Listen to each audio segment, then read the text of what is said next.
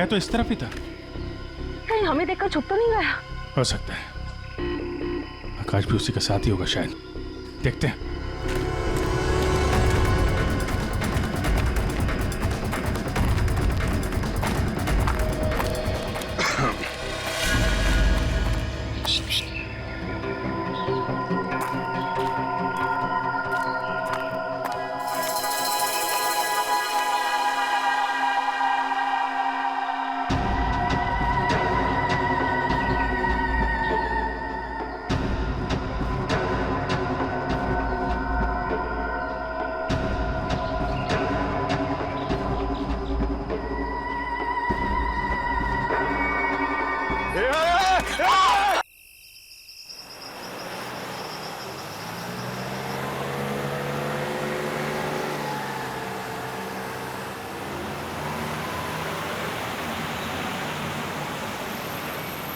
ये तो हमारी गाड़ी है।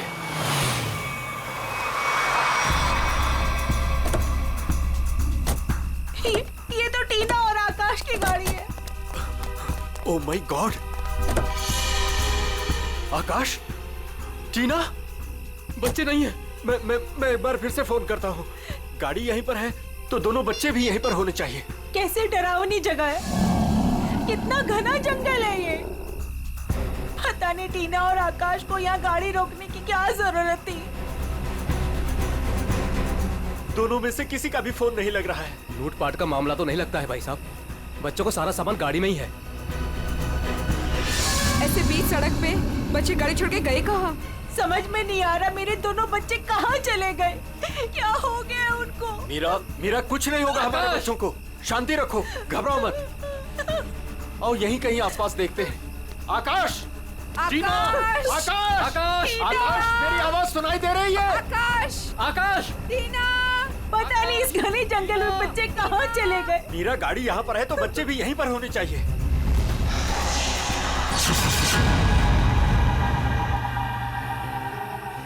भाई साहब, कहीं कोई कुछ भी नहीं है वहाँ। यहाँ पर भी नजर नहीं आ रहा है। सन्नाटा। चुप हो जा।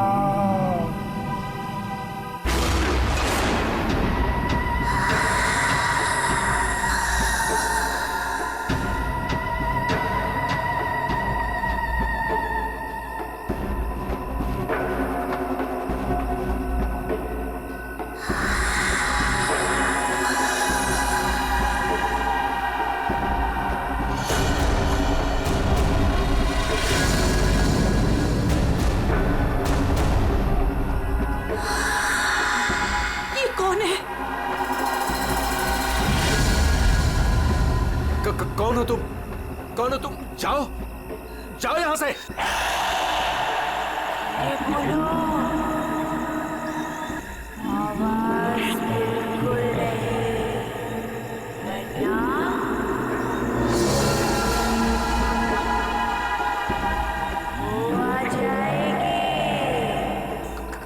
कौन आ जाएगी?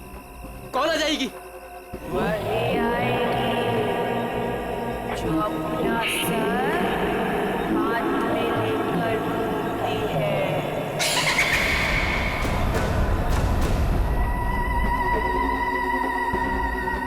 आ जाएगी। चलो कौन है? चलो गाड़ी में बैठो, जल्दी।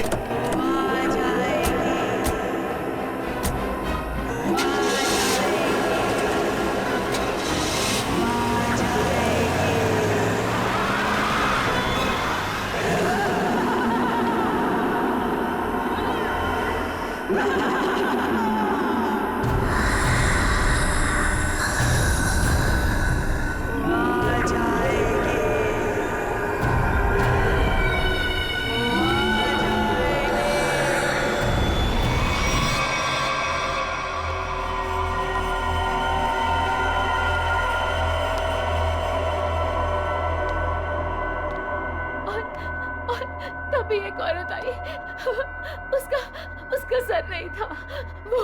वो मुझे मारने आई थी। उसका कटा सर उसके हाथ में ही था। वो मुझे मार डालेगी। बचा लो मुझे, वो मुझे मार डालेगी। ये क्या हो गया मेरी वत्सला को? कैसे बर्ताव कर रही है। अब क्या करूं मैं?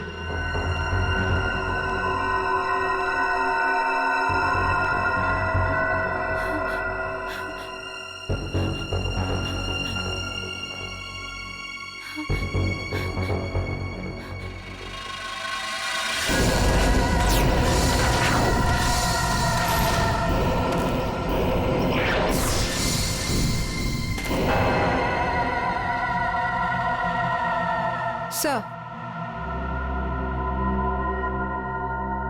उसके बाद क्या हुआ? उसके बाद वो कटे सर वाली औरत मेरी तरफ घूम गई। मैं डर की वजह से पीछे हट गई। वो मेरी तरफ बढ़ती रही। वो अपना कटा सर मेरे चेहरे की तरफ फेंक। नहीं,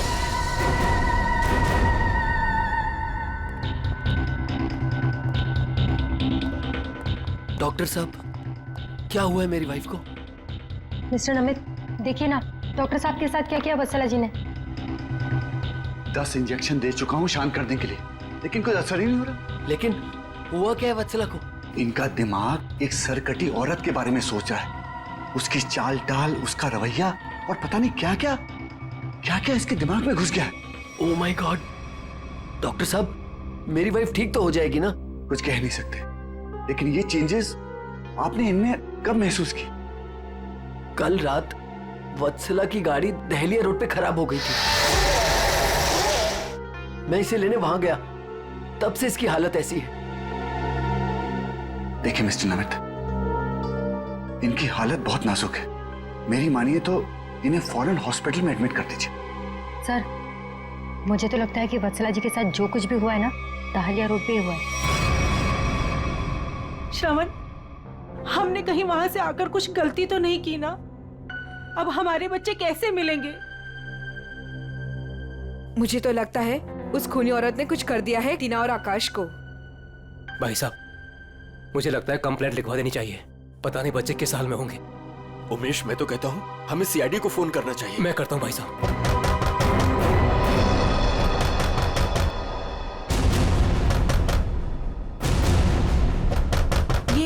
इस तरह से दरवाजा कौन पीट रहा है? मैं देखता हूं।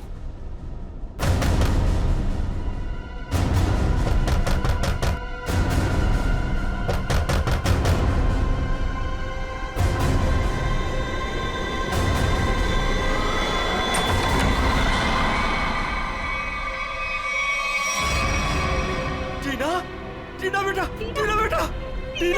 टीना बेटा, ये क्या हो गया? क्या हो गया? किसने किया बेटा? ये किसने किया? टीना! भाई साहब, इसकी हालत तो बहुत खराब है। इसे हॉस्पिटल ले जाना होगा। मैं गाड़ी निकालता हूँ भाई साहब। टीना बेटा कुछ तो बोलो। आकाश कहाँ है?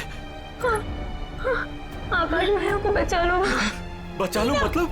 क्या हुआ है आकाश को? टीना बेटा, टीना आंखें खोलो बेटा, आंखें खोलो बेटा, आंखें बंद मत कर बेटा। टीना, क्या हुआ तुम्हें? वो गाड़ी हमें रोक रही है माँ।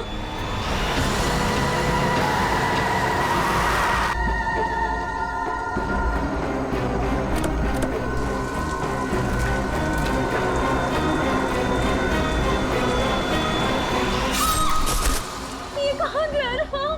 टीना बेटा, आंखें खोलो बेटा। टीना, तुम हमें छोड़ के नहीं जा सकते।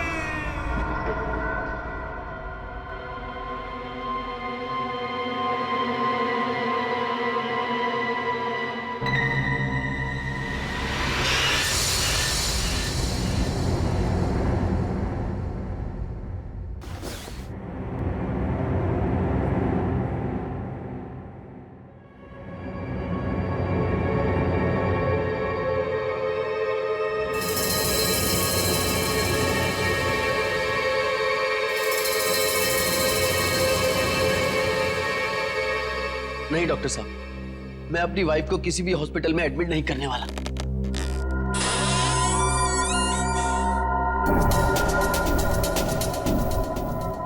आपसे पहले भी 4 और डॉक्टरों ने मुझे यही एडवाइस दिया। अब मेरी वत्सला का इलाज मेरे घर पर ही कीजिए ना डॉक्टर साहब।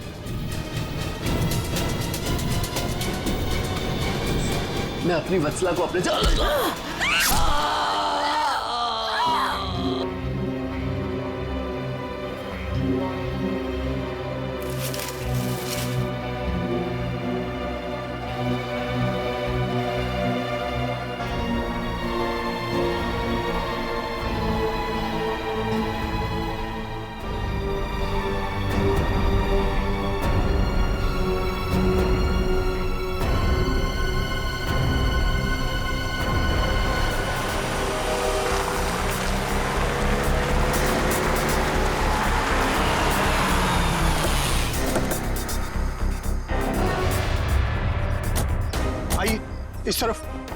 पड़ा है।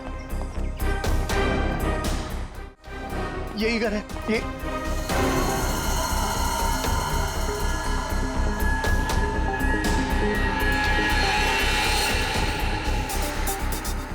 तो यहाँ पे जबरदस्त हाथापाई और तोड़फोड़ हुई है। चारों तरफ खून, सामान बिखरा पड़ा है। मिस्टर अमन, आपको कल रात ही हमें खबर कर देनी चाहिए थी। लेकिन सर, नमित के शरीर पर इतना खून देखा कि मैं डर गया था। हाँ सर। जिस किसी भी हथियार से विक्टिम पर हमला किया गया है वो हथियार काफी तेज धार वाला होगा। सालुंके साहब, आपको कैसे पता चला? ये देखो, ये छोटी छोटी बूंदें देख रहे हो खून की, ये एक धार में सीधी।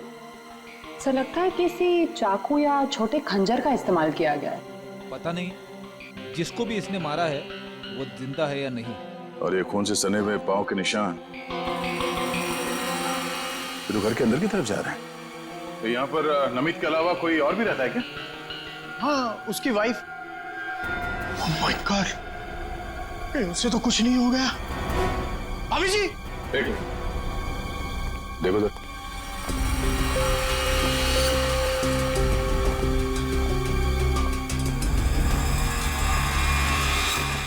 सर, ये पैरों के निशान तो आगे आगे धुंधले होते जा रहे। एक काम करो, इस कमरे को चेक करो।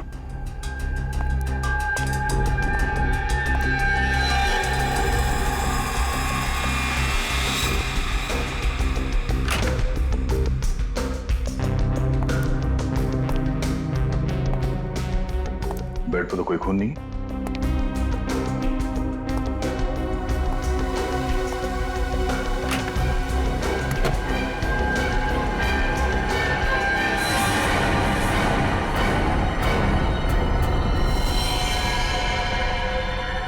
कौन हो तुम? बाहर आओ। बाहर आओ।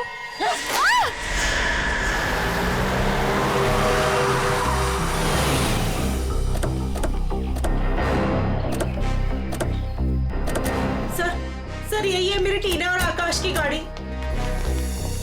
यहीं पर मेरे बच्चों पे वो मुसीबत आई थी।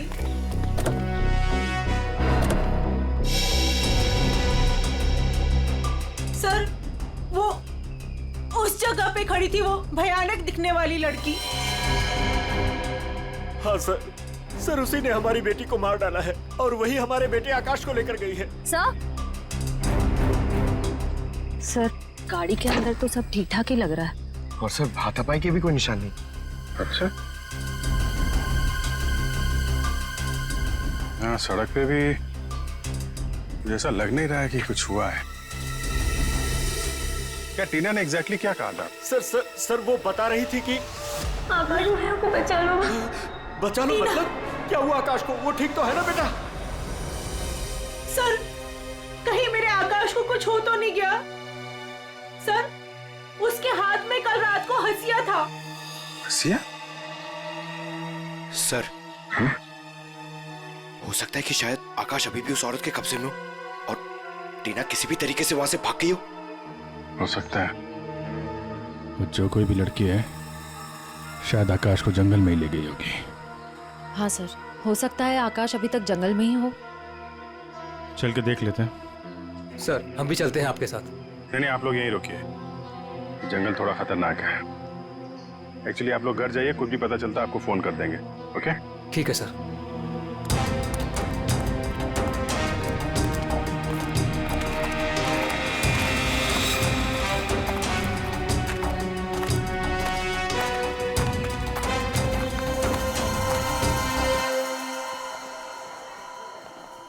डॉक्टर साहब, वो आदमी कहाँ है जो खून से लथपथ आपके हॉस्पिटल में आया था? सर, वो आदमी अंदर है। तो अब होश में है या अभी भी बेहोश है? नहीं, अभी होश तो आ गया है उसे, मगर थोड़ी बहकी बहकी बातें कर रहा है। क्या हम उनसे मिल सकते हैं? जी बिल्कुल, आइए।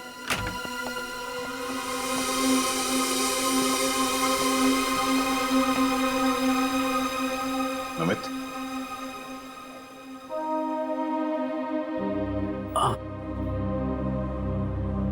कौन?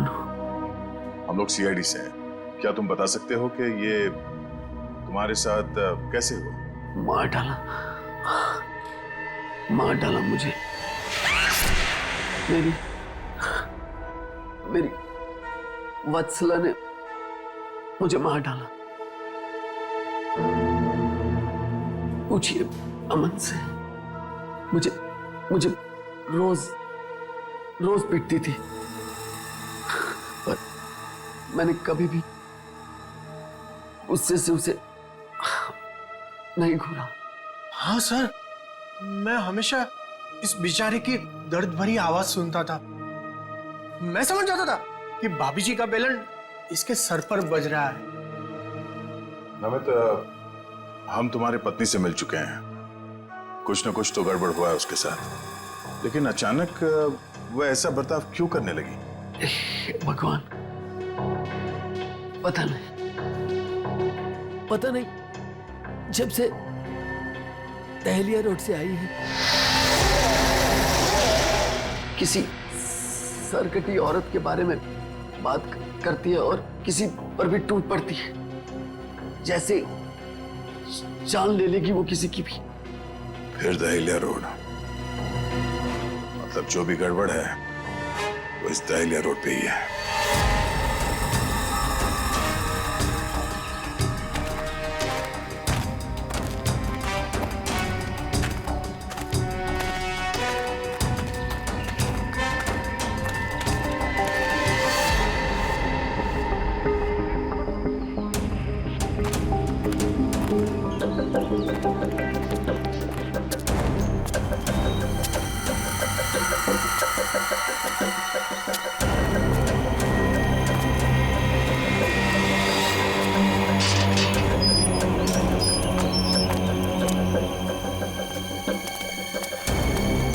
ये तो बिल्कुल हॉरर फिल्म की तरह बंगला है, जंगल के बीच में इतना सुनसान।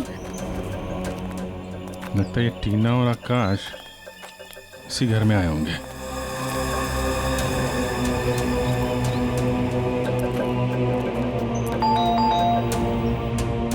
ज्यादा फिल्में मत देखा करो।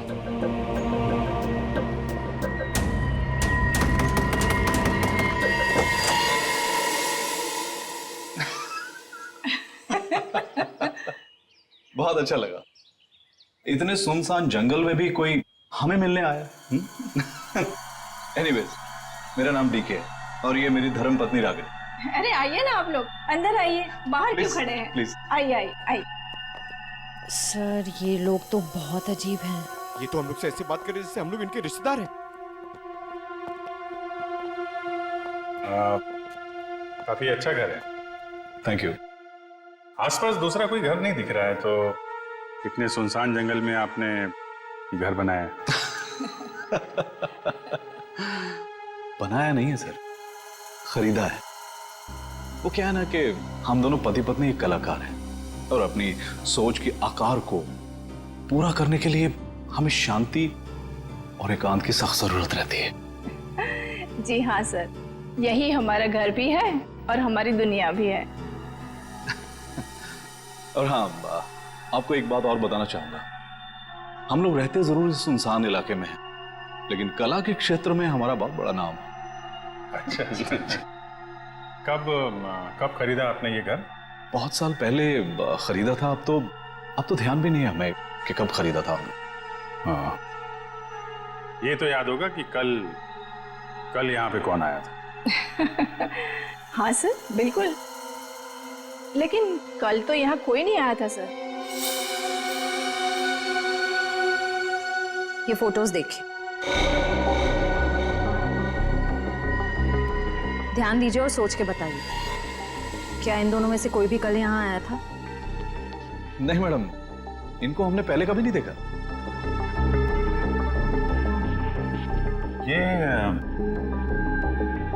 ये कौन है? ये हमारी बेटी अंशिता। 14 जुलाई 2013 को प्लेग की वजह से इसकी मृत्यु हो गई थी। बहुत याद आती है हमें हमारी बेटी की। हम लोग आपसे कितने सारे सवाल पूछे जा रहे हैं, आप नहीं पूछेंगे कि हम लोग कौन हैं और क्यों इतने सारे सवाल कर रहे हैं आपसे? कौन है आप लोग? आप बता दीजिए। हम लोग कौन है घर के अंदर? नहीं, कोई नहीं है। नहीं, कोई है।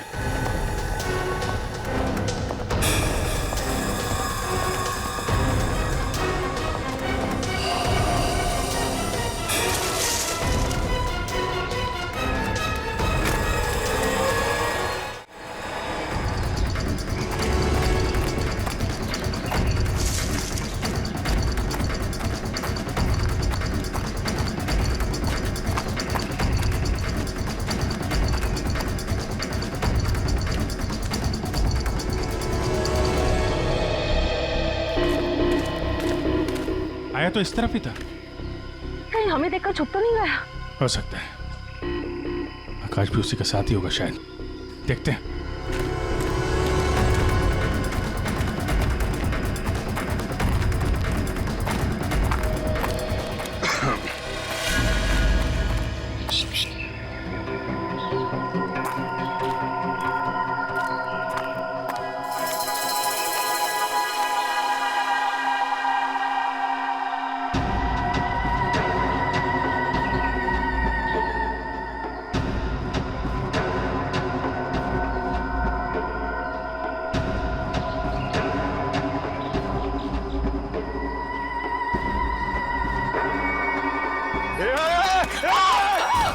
नहीं, फायर नहीं।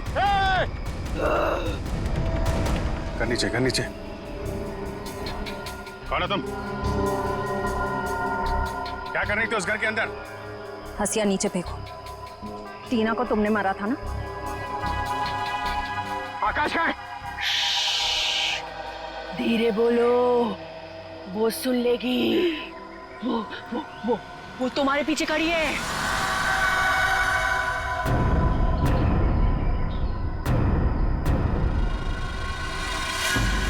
कौन है हमारे पीछे? कोई नहीं है। लगता दिमाग हिला हुआ इसका। क्या दिखा रही है? हैं? कौन है पीछे? वो तुम्हारे पीछे बिना सर वाली औरत अपना सर हाथ में लेके दिखा रही है। सर, ये उस सिरकटी औरत की बात कर रही सर। वो वत्सला जैसी बातें कर रही है। हमारे पीछे कोई नहीं है। किसकी बात कर रही हो तुम? ऐसे नीचे करो, नीचे रखो। मैं मार दूंगी उसे। मैं मार दूंगी उसे। मैं मार दूंगी।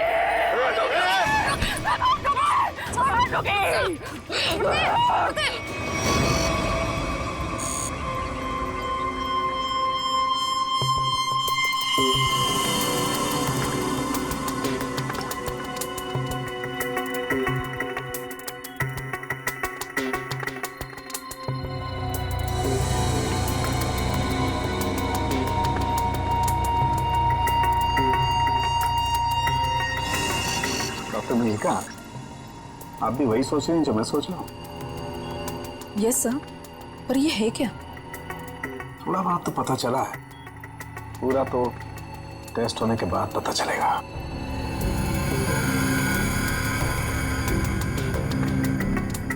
सर, मुझे लगता है कि आप ये कलर एरिया देख रहे हैं।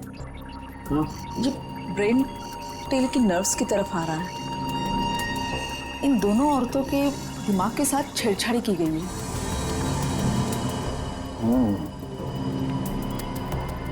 सर, इनकी याददाश्त से छेड़छाड़ की गई है। इनको कोई नेचुरल रोग या दिमागी बीमारी नहीं, इनकी तो मेमोरी ही बदल दी गई है। मतलब ये कि आर्टिफिशियल मेमोरी भर दी गई है इनके दिमाग में। Yes sir. क्या आर्टिफिशियल मेमोरी भर दी गई? हाँ जी। मतलब ये दोनों औरतें जो देख रही थी या बोल रही थी, इनके दिमाग का वहम नहीं था? बिल्कुल नहीं था। दरअसल क्या होता है कि इंसान के बचपन से लेकर के उसके बड़े होने तक उसकी जिंदगी की तमाम यादें उसके दिमाग में एक डिस्क की तरह से जमा हो जाती है, कुछ इस तरह से। और फिर कोई एक दिन गर्दन के पीछे ऐसा इंजेक्शन लगा देता है, ये देखिए, यहाँ दिख रहा है? जिससे ब्रेन में कंपार्टमेंट्स बन जाते हैं और जिंदगी की सारी याद ब्लॉक हो जाती है। इंसान एक सेमी कॉन्शियस स्टेट में चला जाता है, आधी बेहोशी की हालत में।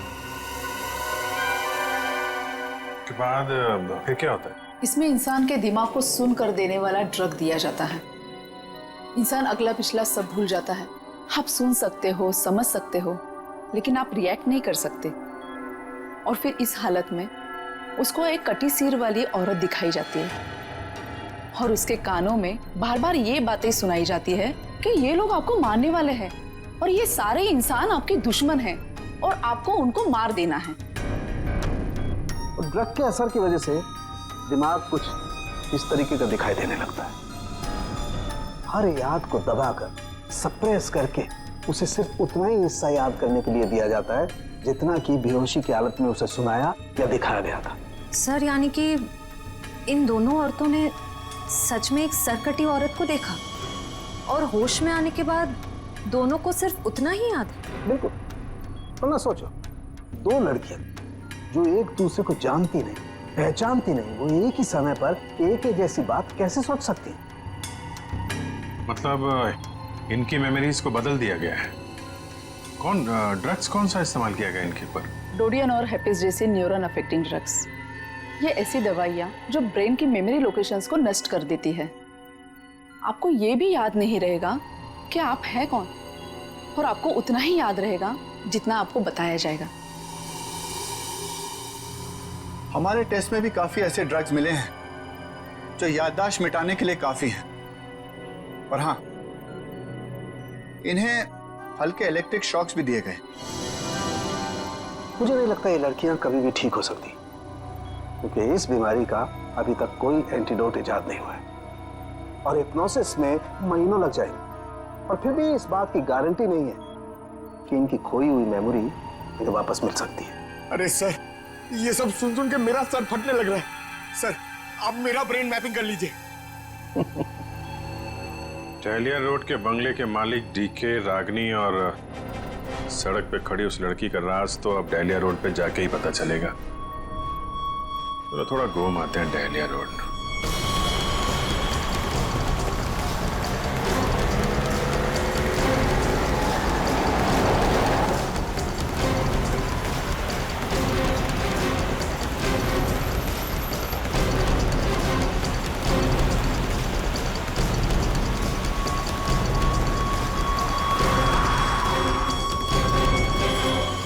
ये हमारी बेटी अंशिता है। 14 जुलाई 2013 को प्लेग की वजह से इसकी मृत्यु हो गई थी। ये तो वही लड़की है, डीके और रागिनी की मरी हुई बेटी।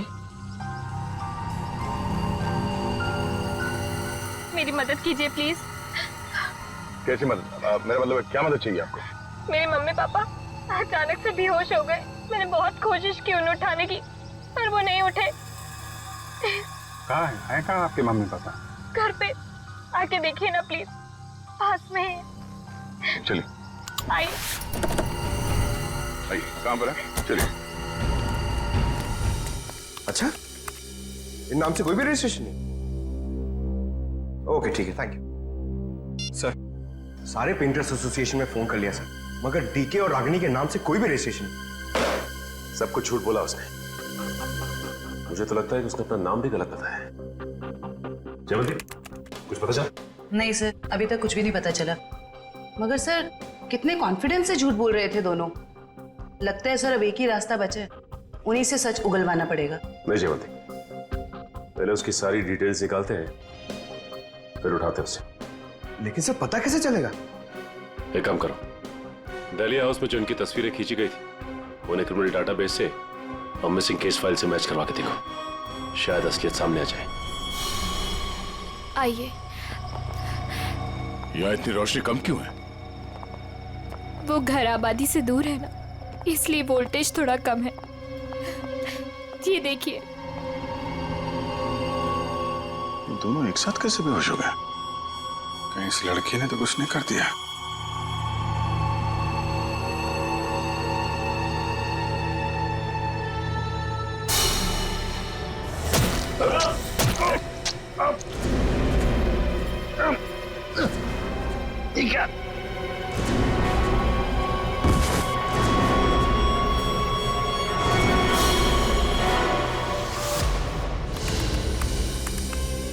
सर, दोनों फोन्स के सिग्नल नहीं मिल रहे हैं। सर कुछ सेकंड्स पहले तक अभिजीत सर और दया सर का फोन दहलिया रोड पे बता रहा था, लेकिन अभी लोकेशन नहीं दिख रही है। इसका मतलब अभिजीत सर और दया सर को वो रास्ता रोकने वाली लड़की मिल गई। फिर तो डीके और रागिनी की सच्चाई का भी पता चल जाएगा। सर आइए। सर ये है मिसेस साक्षी, उस नकली डीके और इलेश की माँ। नमस्ते। कहाँ है मेरा बेटा? कहाँ है इलेश? ये ऑफिसर कह रहे हैं उसका नाम डीके है और उसकी एक पत्नी है जिसका नाम है रागिनी। ये कैसे हो सकता है? ये सब झूठ है। जी नहीं, ये सच है। एक छानबीन के दौरान आपके बेटे और उस औरत से मुलाकात हुई हमारी, जो अब डीके और रागिनी बने बैठे, और उसी छानबीन में मिसिंग कंप्लेन से उनकी सच्चाई भी पता चली। मैम, आप हमें बता सकते हैं कि आपके बेटे इलेश ने अपना नाम बदल के डीके क्यों रख लिया? मेरा बेटा अपना नाम क्यों बदलेगा? मुझे इस बारे में कुछ नहीं पता। देखिए माताजी, वो रागिनी और नीता के साथ में कहीं छुपा हुआ बैठा है। अब ये औरत को जानती है? ये लड़की कौन है और कैसे मेरे बेटे की जिंदगी में आई? मुझे कुछ नहीं पता। देखिए मैडम, उस औरत के माँ बाप तो मर चुके हैं।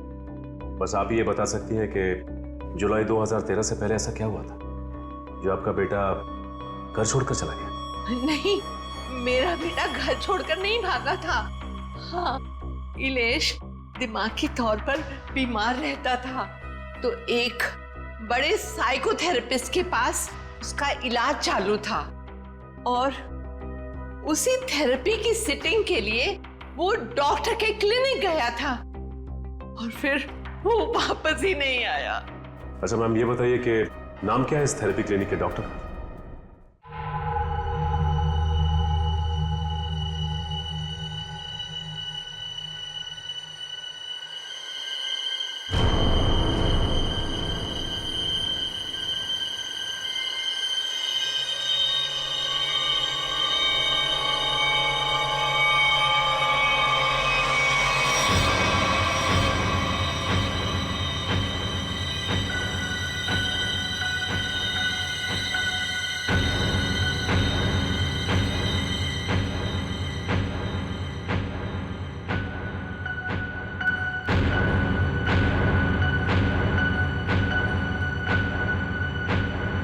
मारो, बचा लो खुद को, मार डालो।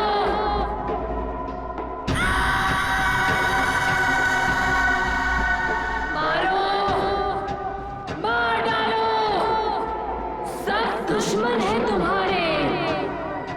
मारो, मार डालो, बचा लो खुद को।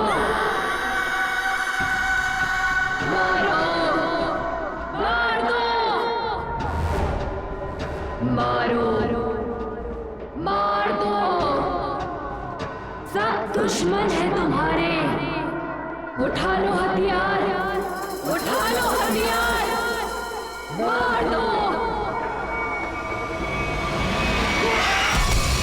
समझ में नहीं आ रहा कि इन सबके पीछे एक डॉक्टर हो सकता है। देखते कहाँ का तार कहाँ जाके जुड़ा है सर। बहुत लंबा जाल फैलाता है सर। आज सारे तार कट जाएंगे इसके।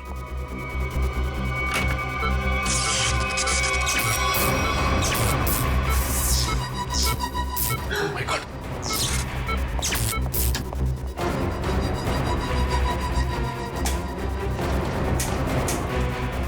किसने किया ये? बोलो, बोलो किसने किया?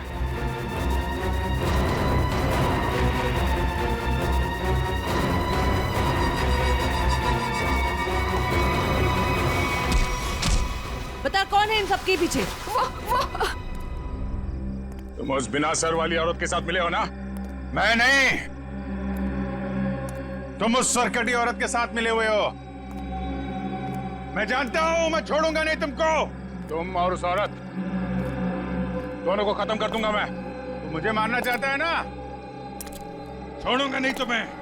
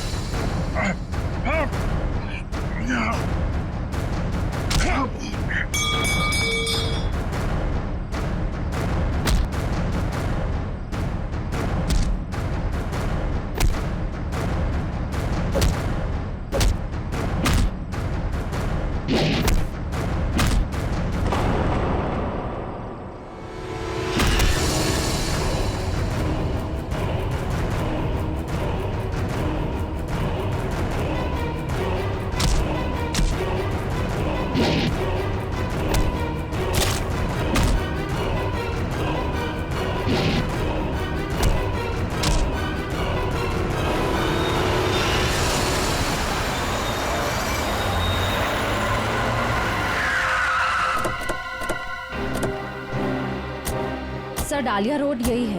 हो सकता है अभिजीत सर और दया सर यहीं कहीं होंगे। हो सकता है वो डीके और रागनी क्या हो। हम लोग जाके देखते हैं, तुम लोग यहीं रखो, एक डॉक्टर जाना नहीं चाहिए। हाँ ठीक है, चलो आ जाओ।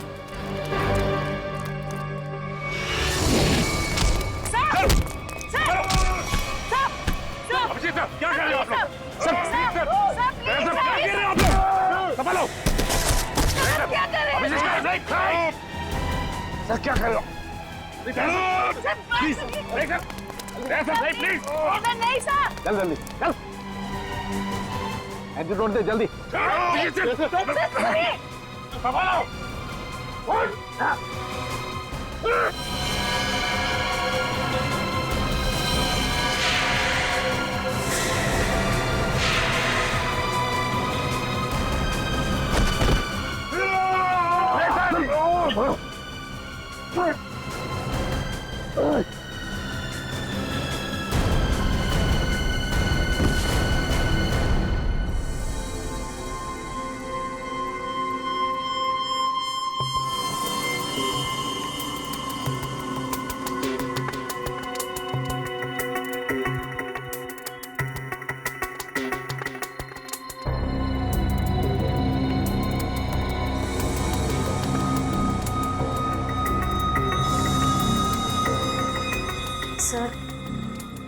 सर सब ठीक तो है ना? एंटीडोट ने असर शुरू कर दिया, थोड़ी देर में होश आ जाएगा दोनों को।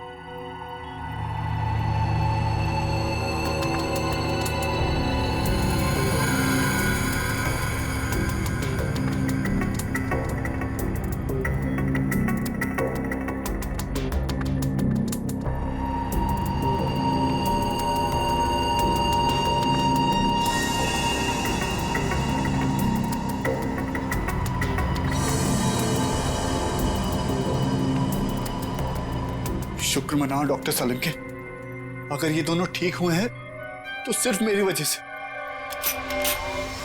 अगर अपने दिमाग का सही इस्तेमाल किया होता ना, तो एक मुजरिम की तरह इस हालत में नहीं खड़े होते, समझे? विकास अंकल, आपकी वजह से मैं भी एक मुजरिम बन के रह गई। अभी तो सिर्फ तुम दोनों का गुनाह सामने आया है। जिस दिन तुम दोनों को सजा मिलेगी ना, उस दिन समझ में आएगा कि गलत राह पे चलने का अंजाम क्या होता है।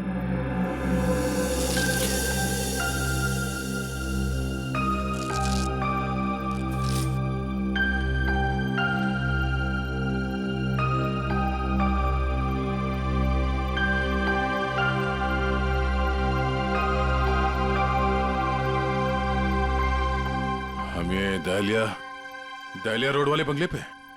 नहीं यार, न्यूरो सेंटर में है भाई।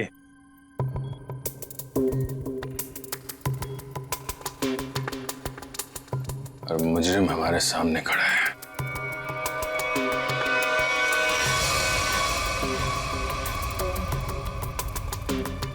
अच्छा एक बात बताओ, तुम्हें अभी वो कटे हुए सिर वाली औरत और वो भयानक आवाज से तुम ही सुने थे?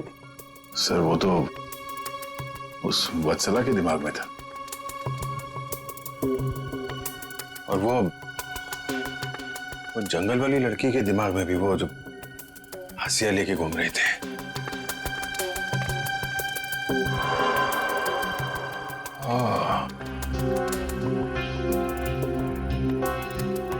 अब समझ में आया, संचिता के माँ बाप ने भी हम लोग को वो ड्रग्स वाला इंजेक्शन लगा दिया था, और हमारे दिमाग में भी ये सारी बातें भरती गई थी। बताओ डॉक्टर विकास, क्यों किया तुमने ये सब? जल्दी बता, वरना हमें तुम्हारा इलाज करना पड़ेगा। क्या बताऊं, डॉक्टर सालुंके ने सब कुछ समझा तो दिया था। मैं दुनिया में तहलका मचाने वाला ब्रेन मैपिंग एक्सपेरिमेंट करना चाहता था। बेहोशी में मैं लोगों को यहां लाता था और उनके ब्रेन से उनकी सोच को निकालकर अपनी सोच भर देता था।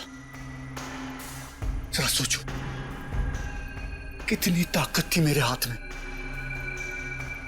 जब वो लोग जागते थे तो उन्हें वही दिखता था, और उनके दिमाग में वही ब्रेन की मेमोरी थी जो जो मैंने डाली थी। उनका ब्रेन वही करता था जो मैं कहता था।